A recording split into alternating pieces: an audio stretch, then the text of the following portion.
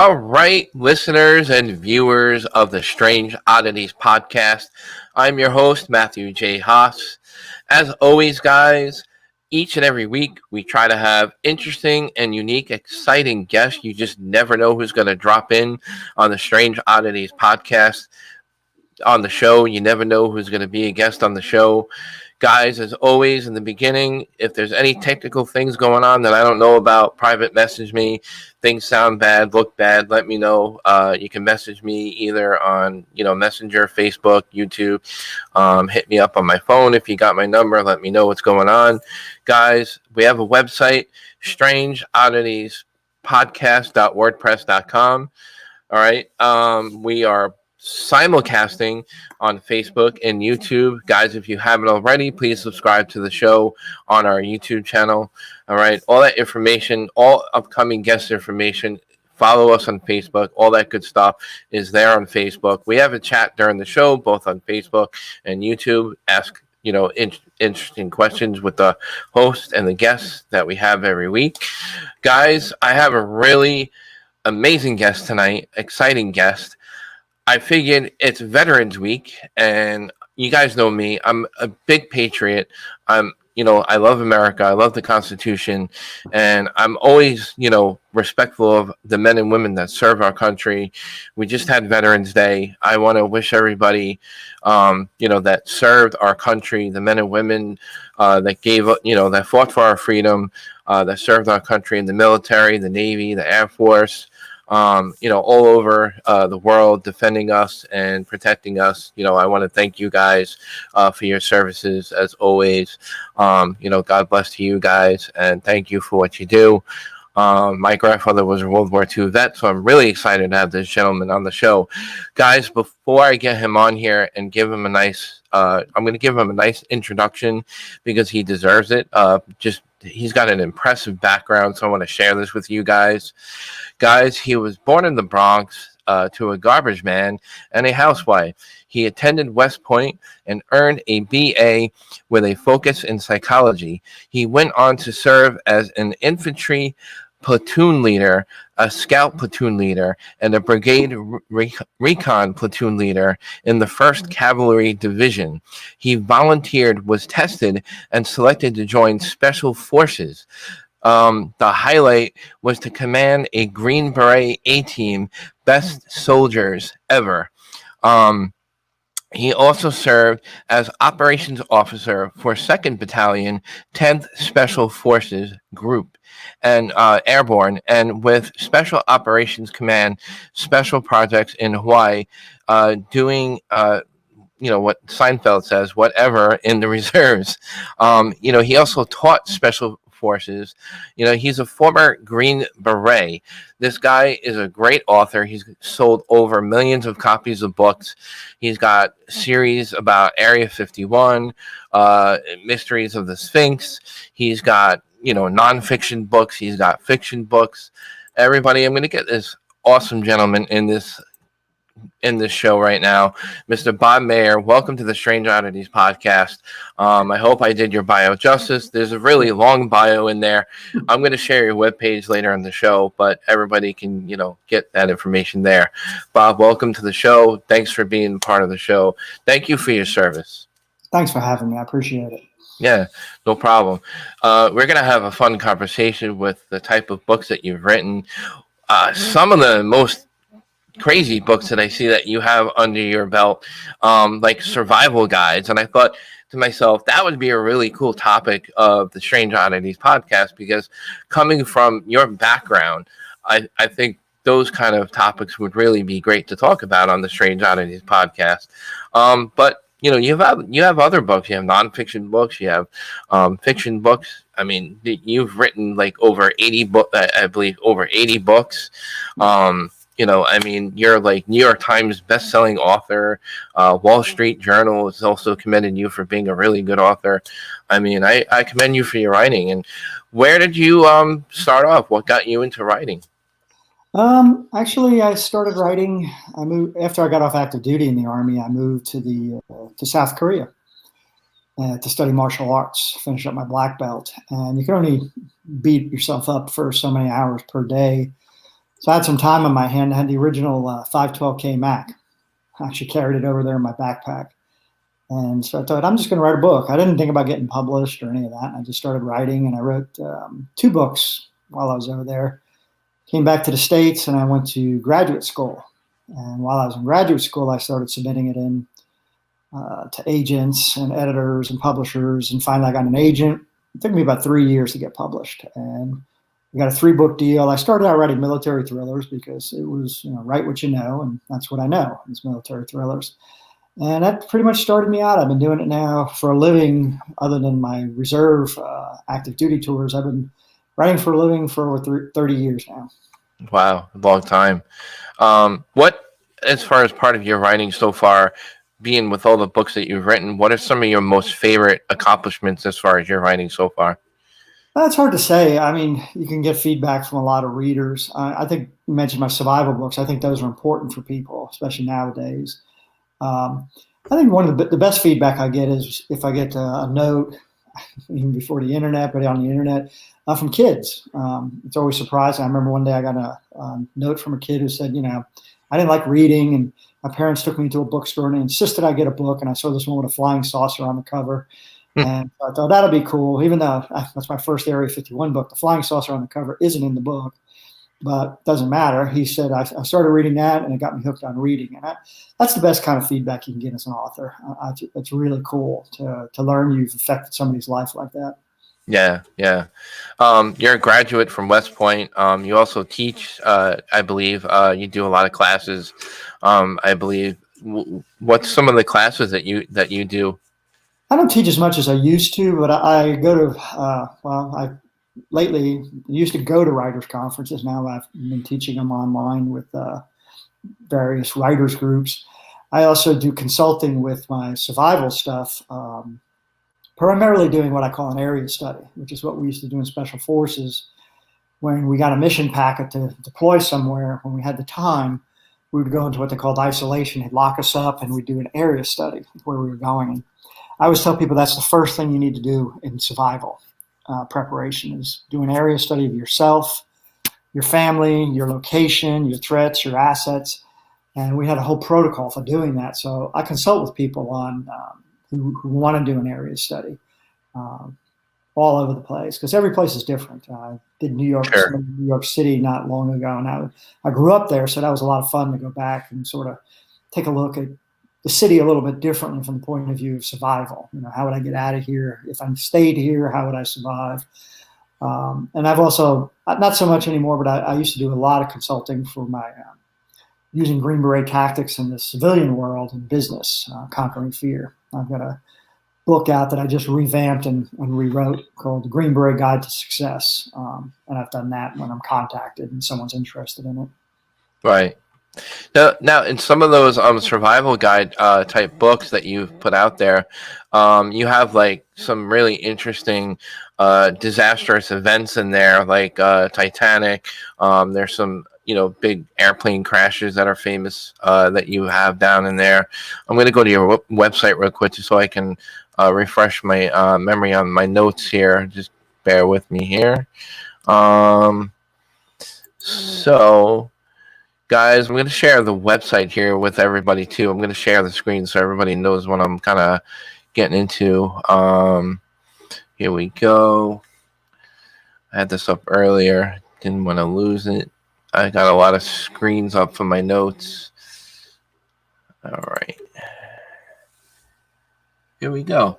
All right. So one of the books that I'm referring to is, you have a list here, like, for example, Titanic, Systematic Failure, Little Bighorn, Leadership Failure, The Donner Party, Social Disintegration, New London Schoolhouse, Explosion, Lack of Focus. You want to get into that? What's your insight on that? Like, if you don't mind, like, what were the reasonings of bringing up some of the, biggest events that took place in the past like that? I've got 2 books in that series. I retitled them. They're called The Green Beret Guide to 7 Great Disasters, Volume 1, Volume 2. And where that sprung from is my wife and I, we watch a lot of television, a lot of documentaries, and there was a TV show, and I think it's still on, called Seconds from Disaster. where they study a lot of plane crashes and other disasters. And we noticed a pattern that no plane crash happened in a vacuum. It always required 7 things to go wrong for a plane to crash. And one of them is always human error. So that got me thinking, and I came up with my rule of 7, which is great disasters that involve humans require 6 what I call cascade events to happen before the 7th event, which is the actual disaster. So in those books, I go and apply that to an array of disasters people have heard of. Why did the Titanic sink? What were the things leading up to it before even the iceberg? 6 events that happened before they even struck it. How did Custer, as a matter of fact, the first trip my wife and I ever took together was to Little Bighorn. I was never quite understood what happened to Custer, even though I'm military. But the minute I went to Little Bighorn on sort of terrain, I understood what happened to him. So I listed the events that led to Custer's defeat. Kegworth plane crash when actually the pilot turned off the wrong engine. Oh boy! Nobody in the back of the plane told them. Yeah, everybody saw it, knew it was wrong, but they thought the pilots know what they're doing. And they didn't. Right. The New London Schoolhouse. That's why propane has an odor now. That event is what they made them put an odor in propane, because that school became full of propane gas and exploded. It was a terrible tragedy. Walter Cronkite said it was the worst thing he ever saw in his entire history of reporting when he went there as a young reporter. So what I do with that is I want to show people how you can prevent future disasters if you study what went wrong in the past, because that human error can be corrected. Oh yeah. So if you know how things went wrong, you can start looking for things. And I've got things at the end of the book. I tell people these are the ways you can avoid catastrophes if you understand how they develop. I think one of the things that take over people, and you can probably maybe agree with this or not, but it's fear. Fear takes over your body, and when you're in a panic situation that you've never been in, especially when it comes to a big disastrous event like those, I can't imagine that. Look at the cat. Well, even though it's just a movie, but sometimes the captains have to go down with the ship, and so he all right, if the ship's going to go down, I'm going to go down with it, kind of thing. But but it's the emotions that go on through a person's mind, and emotions and stuff, of how they react to those type of events. What would be your advice for that? Coming from your background. For most people, it's sort of like combat. You never know how anyone's going to react in a crisis. But we've all faced some crisis in our life, whether it's a potential car accident or something, and you can think back to that. That's sort of instinctual. If you have a moment, take a moment to think things through. Hasty action. Yeah, in Ranger School, we're taught how to react in an ambush instinctively.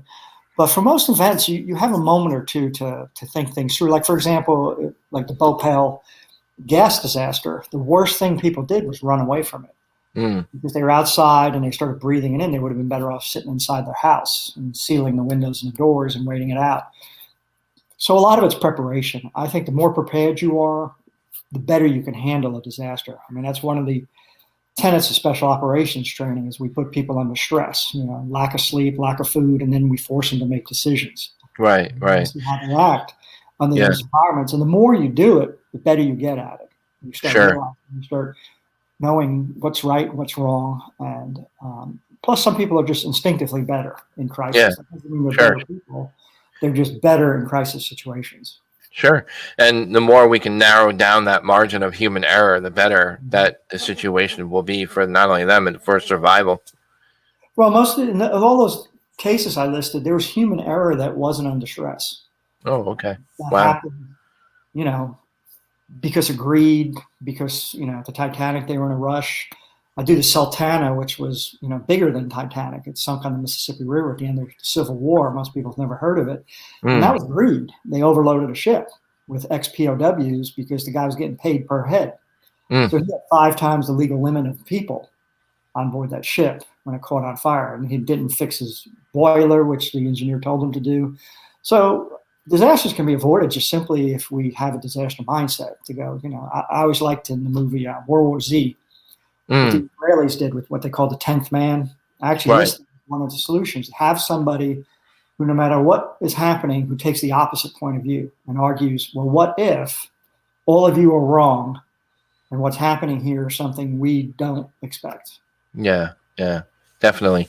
We always talk about this stuff. Again, for those who don't know me, that are just new to listening to this show, I'm a security guard for a high school, and we always talk about lockdowns and doing drills and fire drills, and we do practice drills all the time. We have to do them, under the state. The state demands, there's a mandate that the school district has to meet certain amount of, fire drill practices and lockdown practices. We've even had local PD come in and do extensive training for the security guards and staff. God forbid we ever get an active shooting, situation. But I always ask the one question to my fellow security guards, which is, how would you really react in a real situation? Would you remember all the training that we go through, to help survive the situation? It's that one question. How would you really react to those situations? Yeah, we used to train SWAT teams because I had guys on my team who had been with a classified unit at the time called Det A, Detachment Alpha. They were in Berlin. They were a covert unit. So they did a lot of work on urban building clearing and the rest of that. And when Delta Force was starting up, some of them worked with that. So we taught SWAT teams, and you don't know how you're going to react. Some people run towards the sound of the gunfire. Some people run away. Some people freeze. Ultimately, training helps, but there is that moment of truth, and that's the way it is. Yeah. I know, and it's funny because I hear from some people. I'm not going to say who over the air, over the broadcast, but they're like, "Well, I don't get paid enough. I'm going to run the other way." Well, I'm in the wrong job. Yeah, right. I remember when Columbine happened. Watching that, and it was just like I couldn't believe they didn't go in right away. I'm just like, that's right. Your job. You can't wait. An active shooter situation, you don't have time to sit around and wait for it because it's chaotic. But you also got to remember, most of those people on the other side are chaos too. Their plan falls apart. They don't know what they're doing, and you have to react quickly. Yeah. All right. So with your background again, let's say, for example, like, we all hate this COVID situation that's going on. What would be your survival guide or advice for people if things were to get like much worse? Things are up and down right now with that. With your background, what would you tell people? How would you prepare people? How would you tell them what preparation would they need or training that they could maybe take learn or get some insight on to survive this pandemic? Well, it was funny because my wife wondered when I started pulling out all the masks and all this stuff when the pandemic started, and I was like, in the book I had written The Inevitable Pandemic. That was one disaster we absolutely knew was going to happen, and we were not prepared for it, most people. Right now, it's basically isolate as much as possible, always wear masks. The mask, there was that case in South Korea where in that Starbucks, one woman had COVID and came in, and got 32 contact traces from her, but the 3 women working in the Starbucks who were there the entire time but wearing masks tested negative. Masks make a huge difference. They finally, just said, yes, masks protect you. Of course they do. I actually wear 2 masks. Wow. One that has an exhale on it, which protects me. Then I wear a surgical mask over the exhale to protect other people, even though I know I'm not positive. Right. I don't think, we have to worry about run for the hills and all the rest of that stuff. But it's going to be the really bad part about it is not just the COVID, but hospitals are going to be overwhelmed. So there are people who are going to have emergencies that are not COVID related who are going to end up getting triaged at a hospital that they wouldn't have gotten triaged at before. Right. And that's a sad aspect to all of this. That's really going to affect people a lot, especially the rural areas. Yeah. And, of course, with a pandemic situation, you have things that happen like, riots. You have, looting and, destruction and chaos. And, you want to protect your home. And I think that's where extensive training could come in handy, because then if they, train themselves on how they can protect their home better or, their family better, and stuff like that, that's where your books could really come in handy, because with your background, they could study those books, I cover that, and actually I have free slideshows. That's one topic I cover specifically, civil disturbances, right. Riots. But I also extend it to any crowded venue. people have to be prepared because in the free slideshows on my website under bobmayer.com/workshops, I got probably 30 free slideshows on survival. And in that one, I talk about also, things like the fire in the nightclub where everybody ran for the same door they'd come in, which is your instinct, instead of, they could have went out to fire escapes. A lot of it is preparation. I really beat that to death. Preparation. If you're prepared, you don't have a lot of the problems that people have. You always watch when the hurricanes come and everybody's running to the store buying water, buying whatever. You're supposed to have all that stuff already. Wildfire areas. We had a wildfire here a couple of years ago up in the Smoky Mountains that killed a number of people. They didn't know how to get out. They didn't know their evacuation routes. They went back to get stuff. And a wildfire is one of the worst natural disasters there is. It can move unbelievably fast. And it's not the fire, it's the heat wave in front of it that can spontaneously combust things that people aren't aware of. So you just get the hell out fast. You just evacuate right away. Yeah.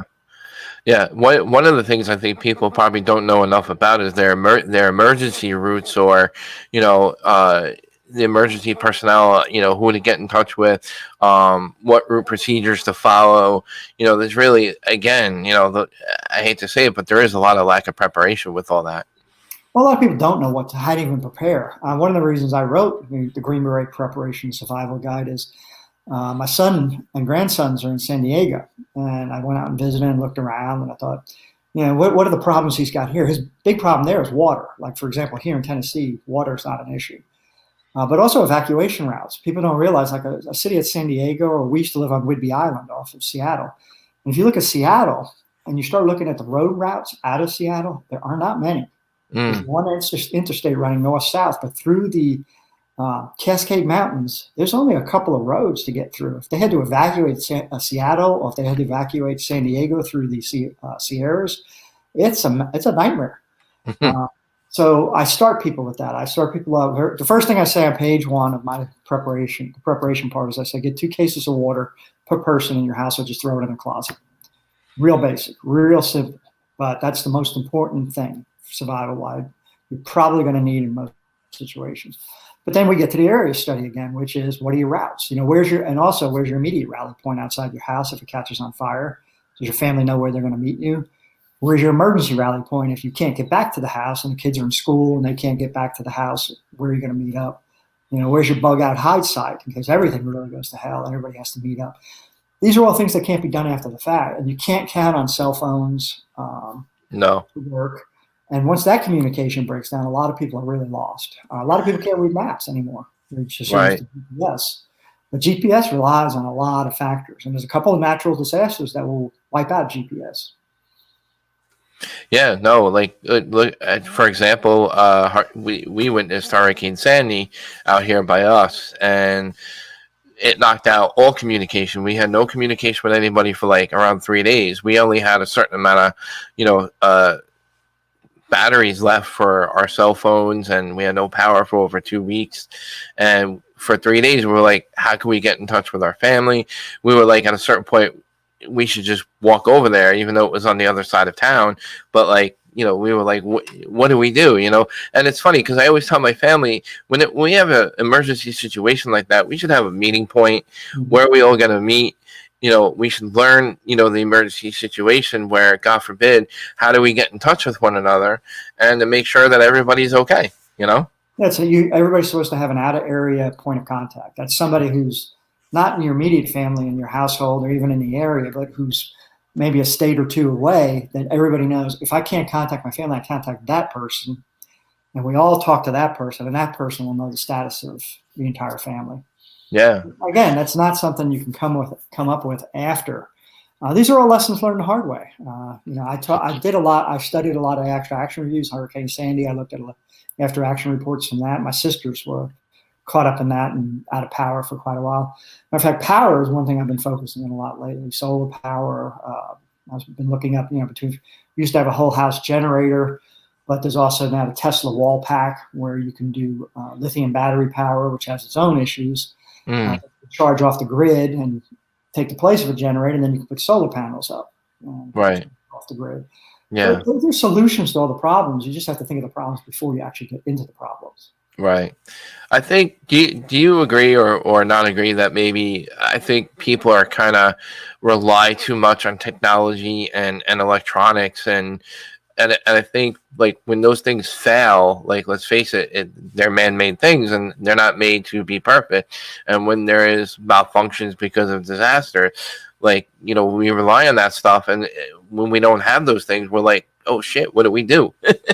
Well, a real simple question for people is, do they have a physical map in their car? Yeah, Road atlas. A lot of people don't. They just think their GPS is going to come up, and what happens if that GPS doesn't come up?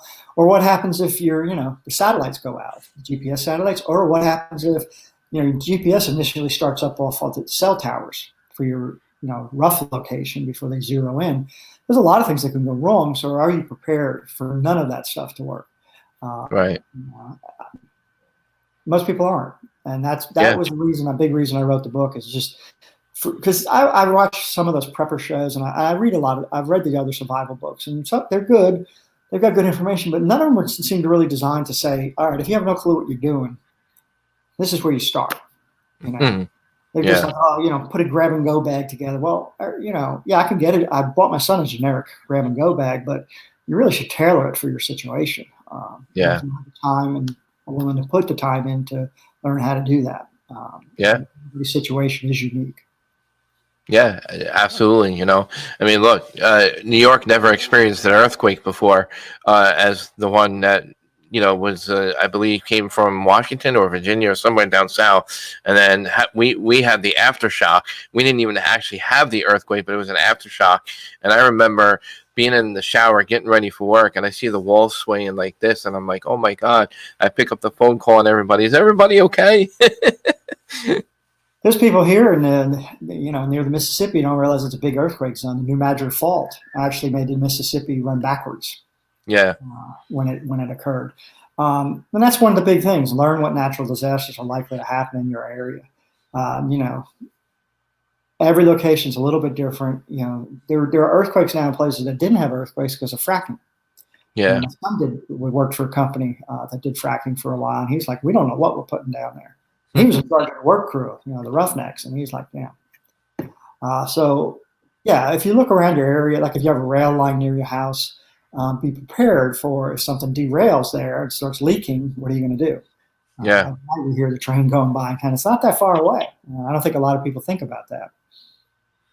Yeah, no, they don't. That's kind of like why I brought up some of that stuff. But what would you say if you were to suggest one of your survival guide books? What would be the first book that you would recommend they start out reading? I basically only have one, the main one. I have the Green Beret Preparation Survival Guide. I have a small pocket-sized one, which is just a survival portion. I cut out the preparation portion to make it small enough to fit in your pocket or in the glove compartment of your car. But the Green Beret Preparation Survival Guide is the one. It takes you, the first half is preparation, second half is survival. So I spend a lot of time, and I have links in it to every piece of gear I talk about in there. I have a link, Amazon link.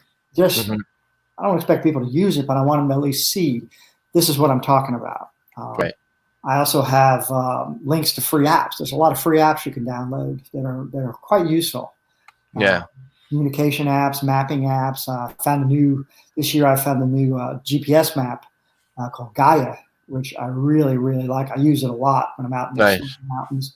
But I've even upgraded now. I have a SpotX satellite messenger because I go a lot of places that are outside of cell phone service. At night, when I stop for the night, I want to let my wife know where I am, that I'm okay. And I also want to let her be able to get a hold of me. So I can send her a text message via satellite any place in the world, actually. Yeah, I don't think my wife is helping moderate the chat group, but honestly, I don't know if she'll survive without her cell phone if we were in a remote area. She will. I mean, you'd be surprised. People will be surprised how quickly they adapt. I mean, humans are incredibly adaptable. You think, I can't live without my cell phone. I can't live without this. Yeah, you can. Yeah, a lot easier than you think it is. You'll miss it for about a couple of days. Yeah. Hey, we had to deal with each other without power for 2 weeks during Hurricane Sandy. Yeah, you can deal with it. But that was bad. A lot of it was because nobody was prepared, really, for something of that intensity. And it's going to keep happening. Yeah. Well, again, it was like a 100-year storm, and how often does that happen, especially by us? But with the way the climate change has been going on, I mean, you just never know. Yeah, So it's changing everywhere. I mean, stories I'm reading, research I'm doing, it's pretty scary. it is, and it just keeps getting intense and more intense. But all right, I'm going to share your website with everybody just so they know like kind of what we're getting into here in our conversation about the survival books and stuff. There's a particular part of your website here that has that, but I'm going to share the home page with everybody just so that they know exactly where to go and get information about your books. And I'm going to go ahead and share the screen. Just bear with me. I don't want to lose you. I'm getting better at this. All right, here we go. Bob Mayer. I'll share this with everybody. Make sure everybody can see it. There you go.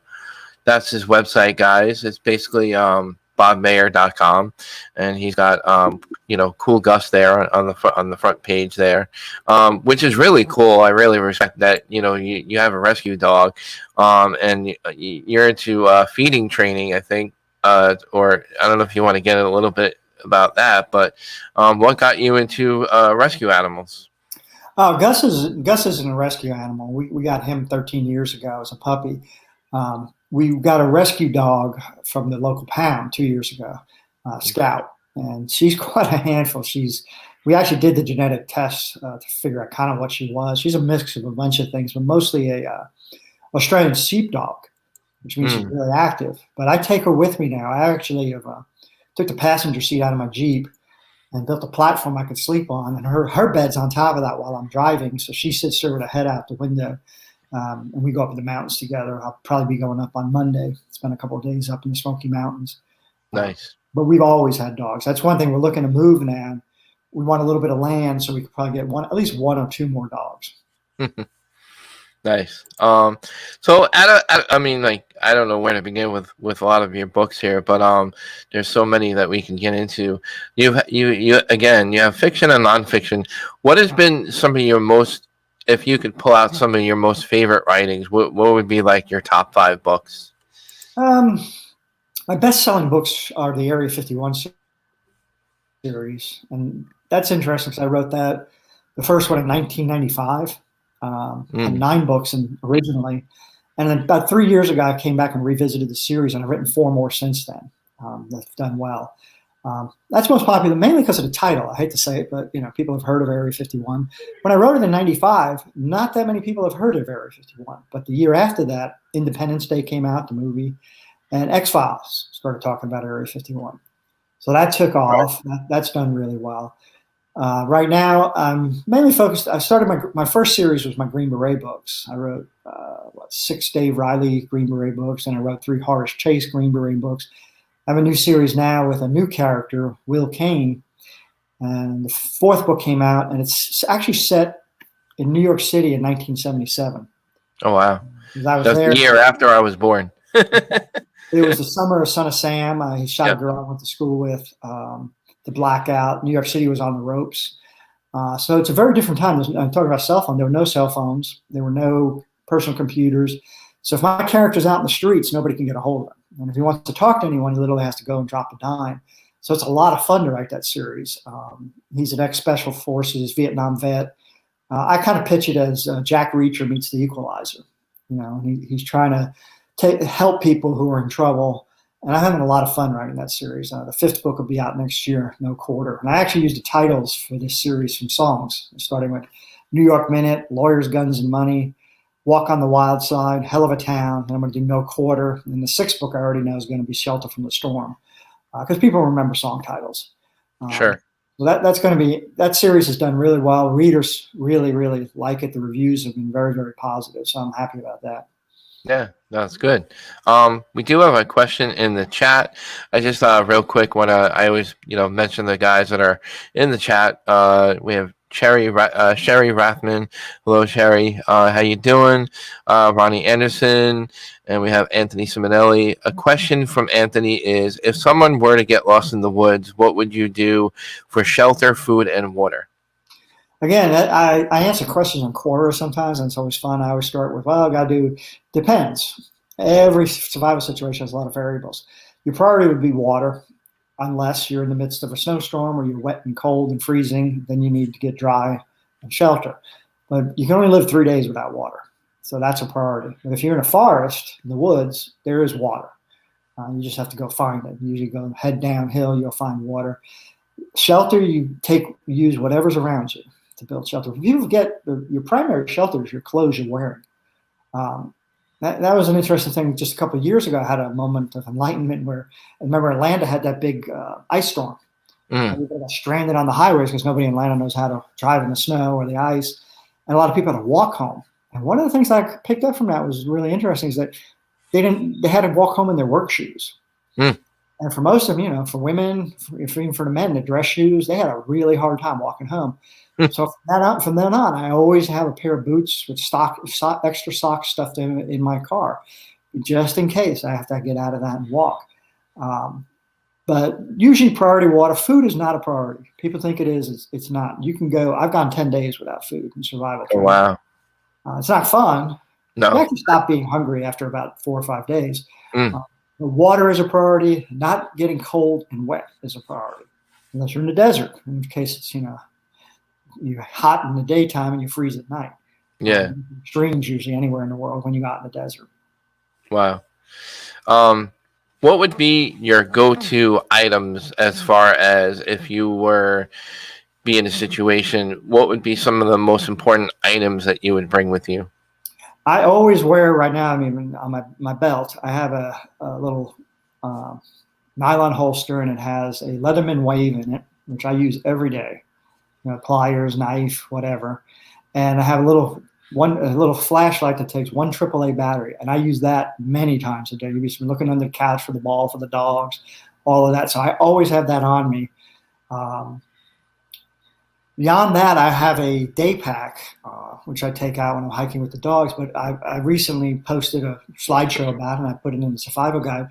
You can put 20 items in your day pack that make it a basic grab-and-go bag.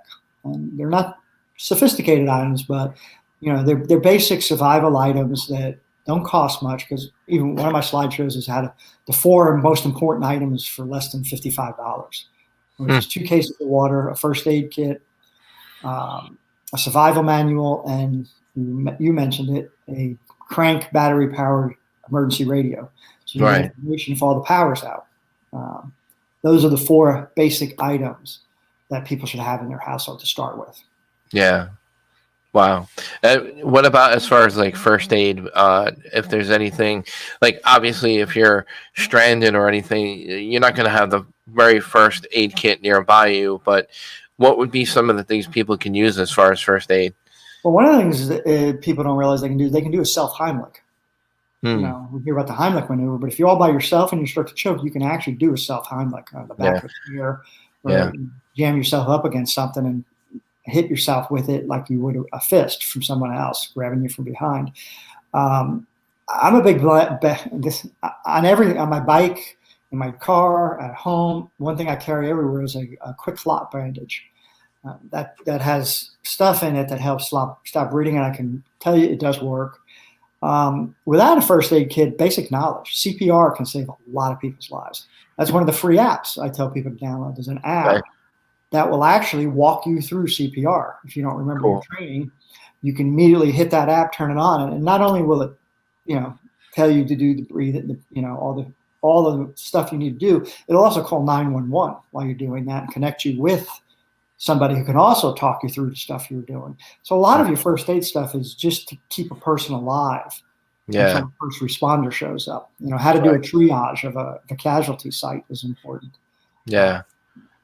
Because I bring that up too, because I can't imagine, with your military background and you being a former Green Beret, some of the things that you've ran into where you've had to maybe help somebody's wounds or injuries and all that terrible stuff that would occur during one of your exercises or training. How to help those individuals with their wounds, and God knows what those men and women endured during that. The biggest thing I think that is what kills a lot of people is shock. It's not the actual wound itself; it's their reaction to it. So, I like TV shows where they're going, oh my God, you're so screwed. No, one of the Yeah. best things you can do that requires no D is comfort somebody.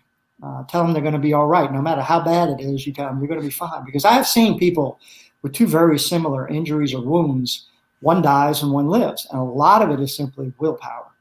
If you believe you're going to survive, you can survive. So as a first responder, that's one of the things you want to do is tell somebody, you're okay. You're going to be okay. It's not that bad. You're going to be fine.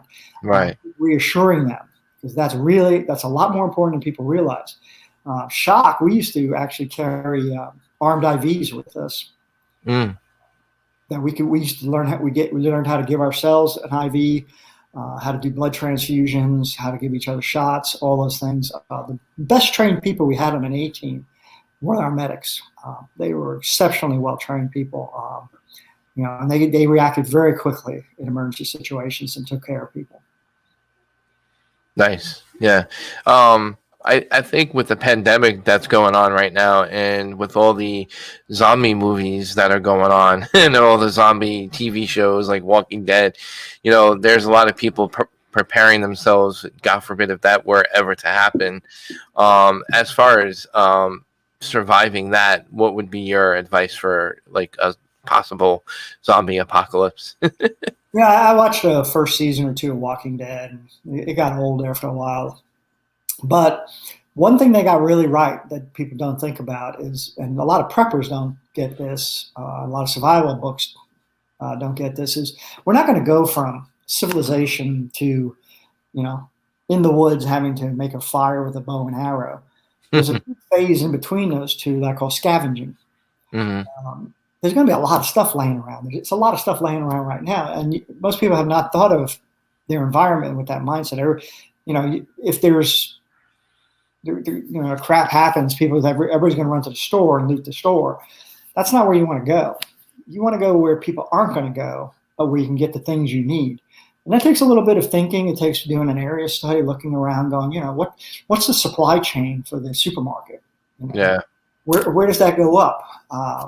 What kind of foods are in the forests here? What kind of, where's your nearest natural water source? I live right by the Tennessee River, and I watch people just water skiing on that water. And I'm like, man, you don't know. I bike past the sewage treatment plant that just is pouring stuff. I would not drink that water. I'm sorry, I wouldn't be on that water. One thing I carry in my Jeep all the time is a water filter.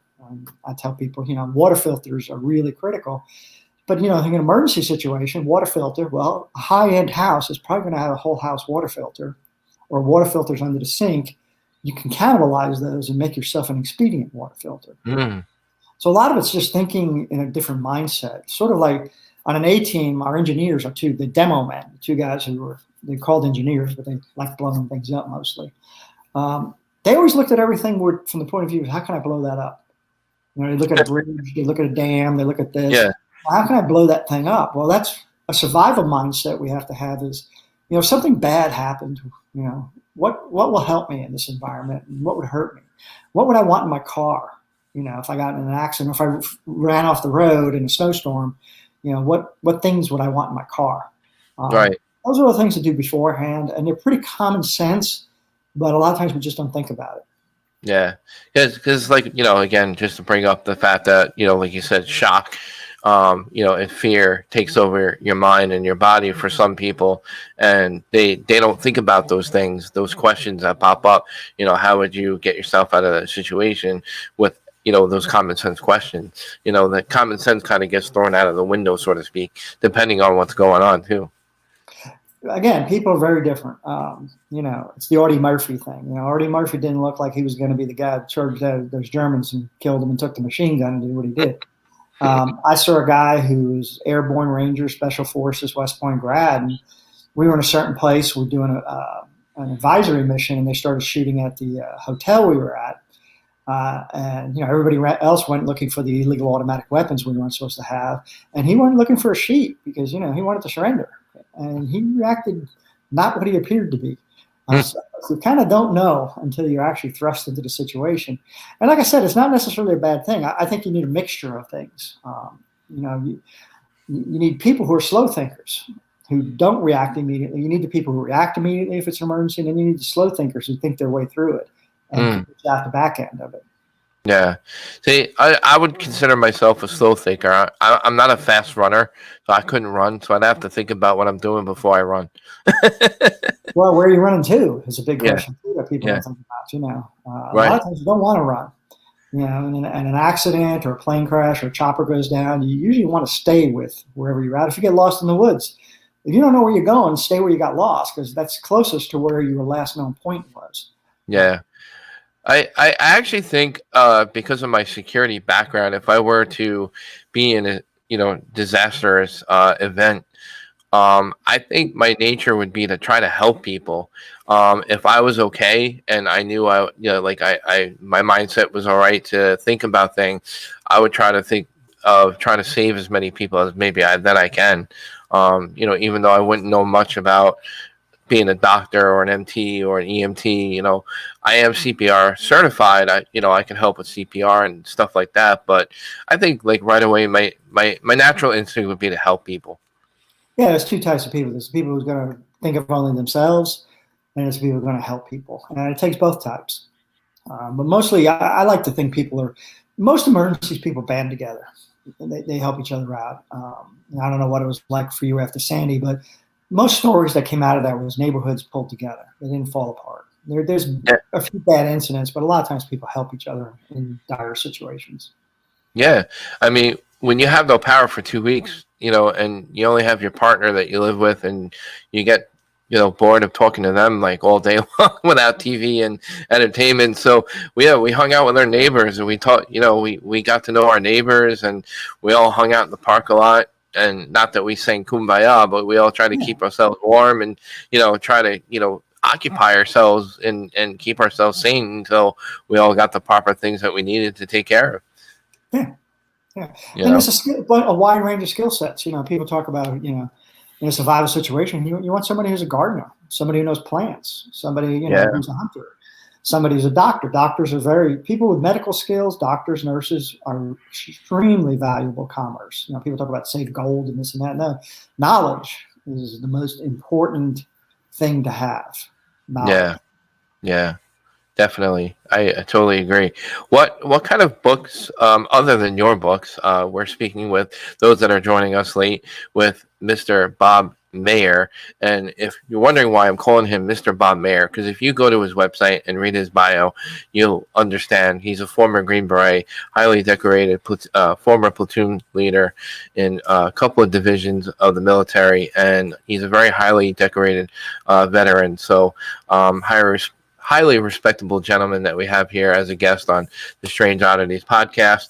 Guys, you go to bobmayer.com and get information about all his books. He's got survival guide books and nonfiction books and fiction books. One of his top series is Area 51, and a couple other books, and about Green Berets and stuff like that. Again, we're talking about different disastrous situations, with your background. What are some of the books other than your books would you recommend people that they can study and learn so that they can pick up maybe the skills and the abilities that people don't normally have, that maybe we can start reading about some things that we can teach ourselves so that we can survive in different situations? What books would you recommend they learn?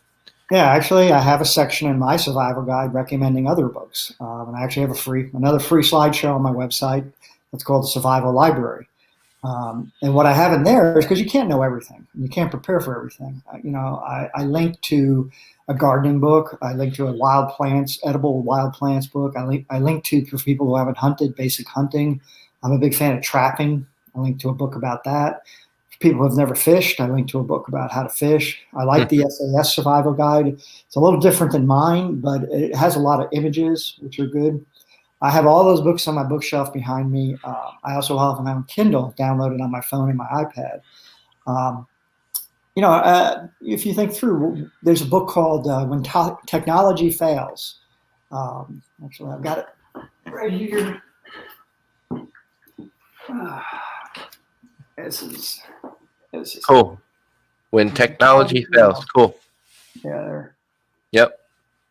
And it's a huge book that tells you how to do things you've never done before. When you don't have technology, what are you going to do? Right. So I've got a couple of those. I got the SAS book. We used to work with the SAS a lot. And again, like I said, I have the physical books all there in one place so I could grab them, but I also have them in the Kindle version. And I used to not think that was a smart idea, but now that I'm into solar, I have a little solar lithium battery thing on the dashboard of my Jeep. Right now I have a solar panel on top of my Jeep. Nice. 100-watt solar panel running to a Yeti 400 battery with a secondary backup battery linked to it. So I got power on the move in my Jeep, and I can recharge them even without the engine of the Jeep if I need to. So I can recharge my iPhone and my iPad, not to go on the internet, but to access my books. And it's actually nicer to have it, in your hand while you're looking at edible plants to go, is that here? And has it got a picture of it in here? There's a book I recommend if you have children called My Side of the Mountain.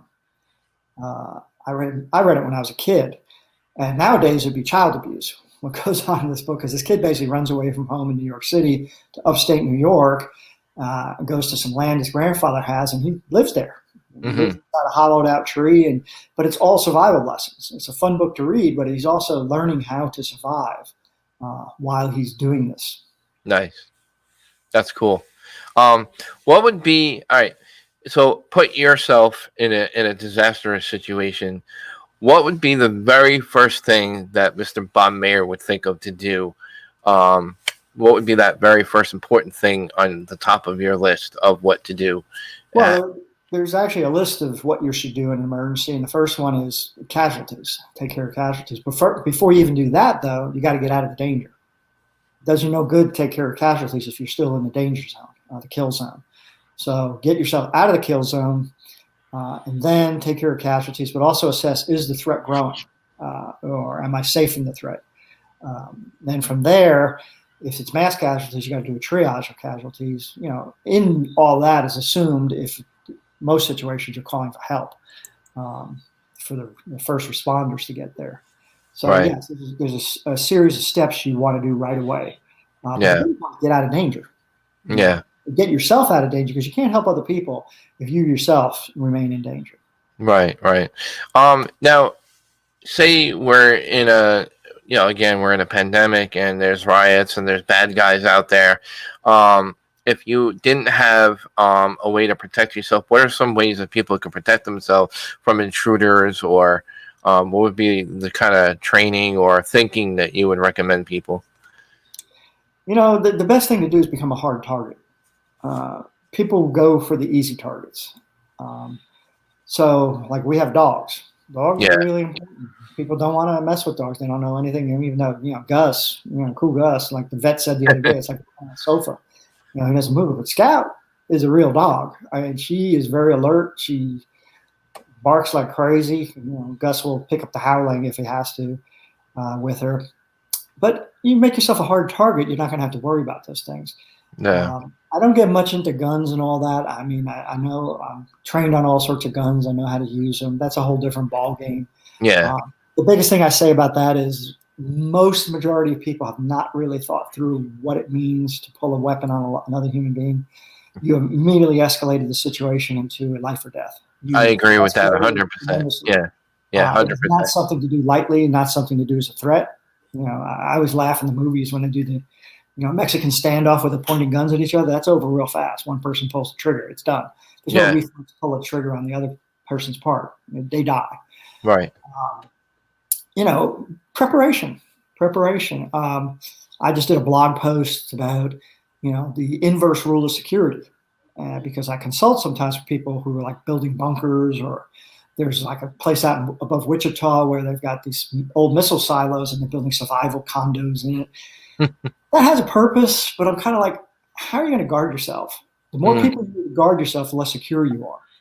So how do you ensure their loyalty, especially when and if that gets that bad? Money's not worth anything. Right. So the wealth that got you in there isn't going to sustain you in there. So there's a lot of weird things that people don't think of. I'm a big fan of, our bug out hide site. We got a bunch of them because I believe in staying on the move. I've been all over the Smoky Mountains, and I know the places where the people are and people aren't. But the one interesting thing I learned in Special Forces was no matter where we went in the world, if you remember the book Lone Survivor and the movie, that really bothered me a lot. What happened? The planning was terrible. We never went any place in the world where the locals didn't find us. I don't care how good you are, how well you hide. The locals know you're there. Yeah. So you must be prepared. What are we going to do? Already had that plan in place. Those guys sat around and argued about it after it happened. That should have been decided long before they got on a helicopter to fly in and do that. We always had that decision made before we got on the bird, me and Full, whether it was a chopper or MC-130 Combat Talon parachuting in. We knew what we were going to do when the locals found us, not if, when the locals found us. Right. Wow. Are there any strange? I have to ask this question all the time because it's the Strange Oddities podcast. Mm-hmm. But as a former Green Beret and military veteran, are there any strange experiences that you would consider under this category of being strange to share with our viewers or listener as a former Green Beret or military vet? What are some of the most strangest things that you've ever come across? I don't know if it's strange. I always thought it was funny. I was there when they first they formed Task Force 160, the Night Stalkers, the elite helicopter unit after the Desert One failure. I remember one night we were flying someplace on one of their choppers, and I was thinking to myself, you kept hearing about the black helicopters, the X-Files were always talking about the black helicopters.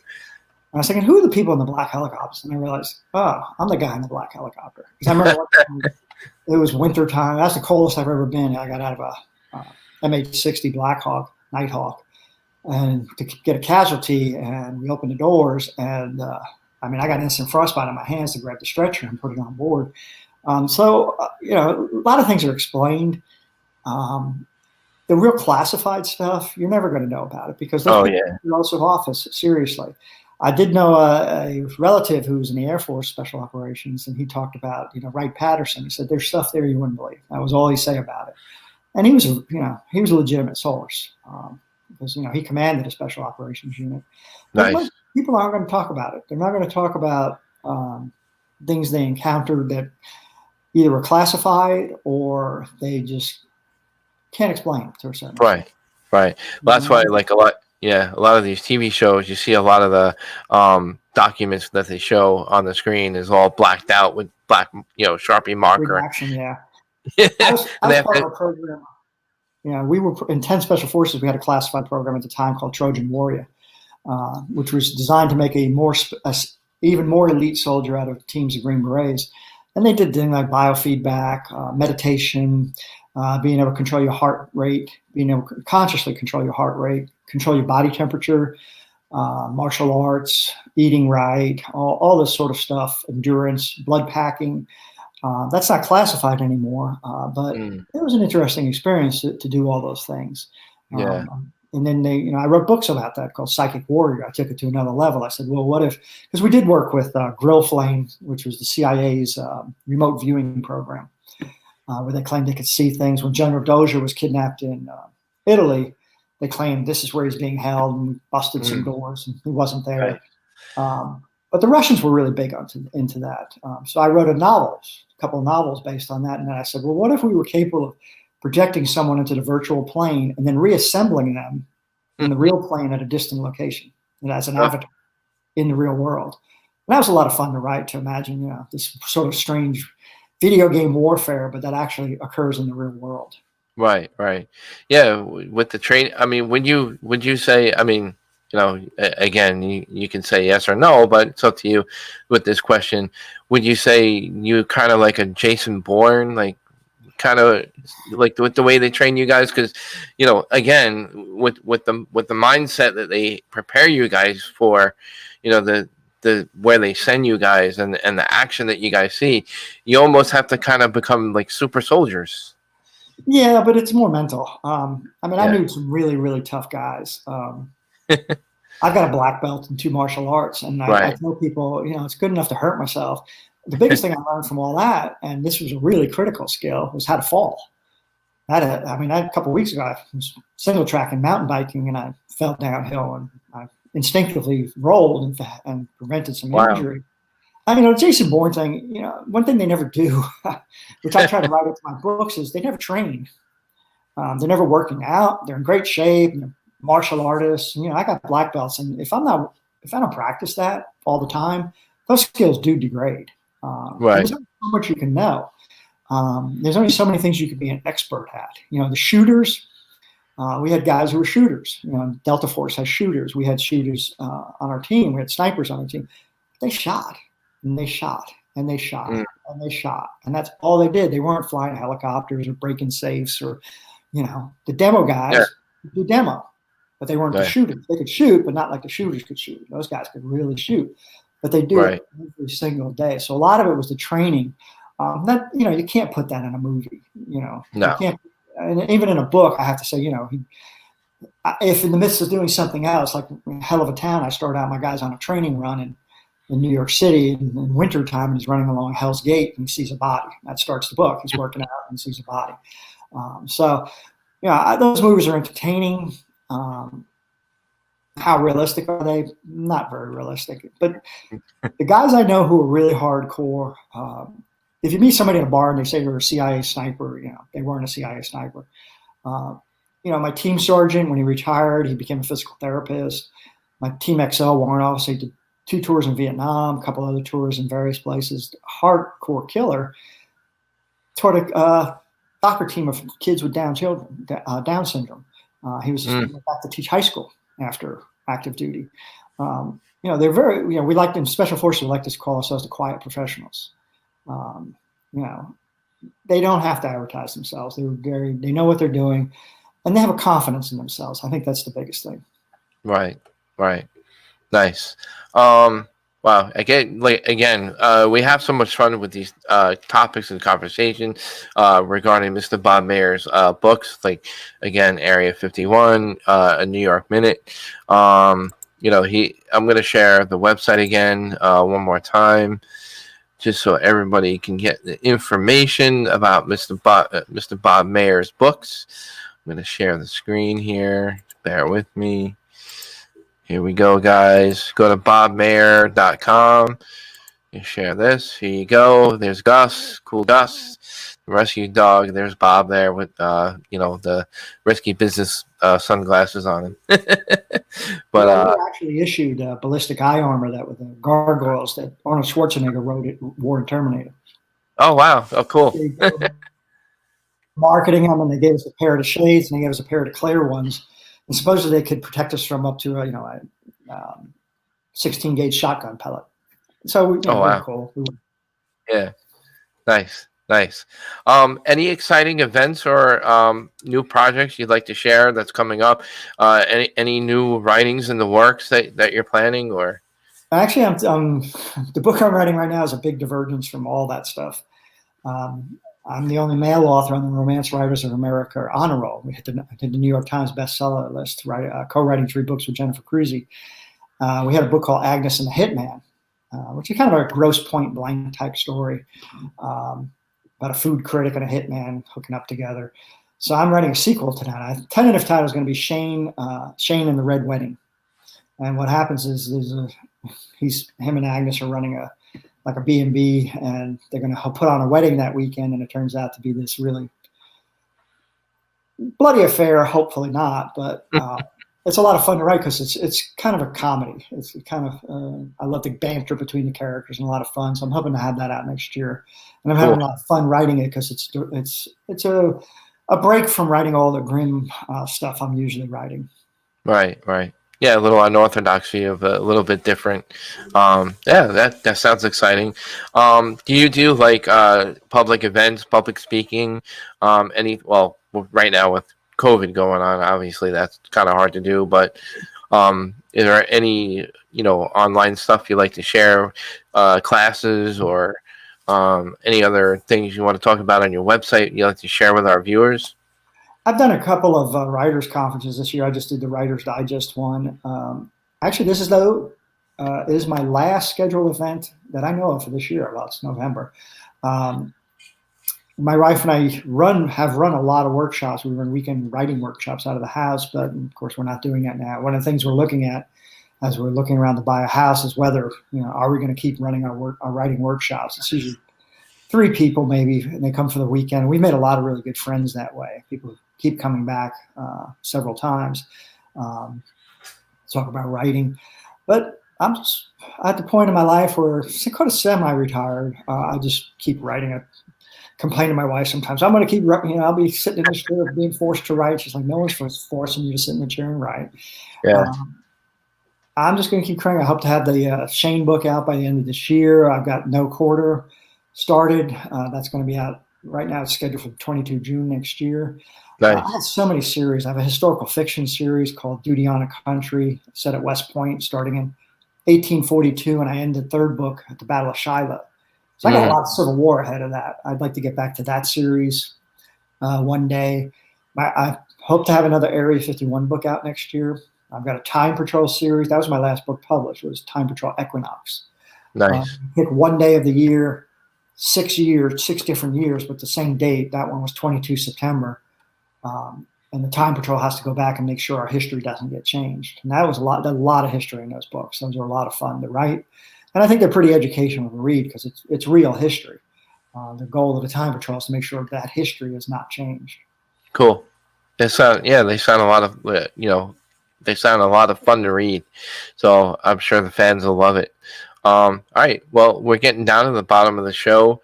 I want to thank all of our people that were in the chat. Anthony Simonelli, Ronnie, Sherry was in there. Of course, always my beautiful wife. Thank you for, helping out moderate the chat for us. And, a couple interesting questions in there.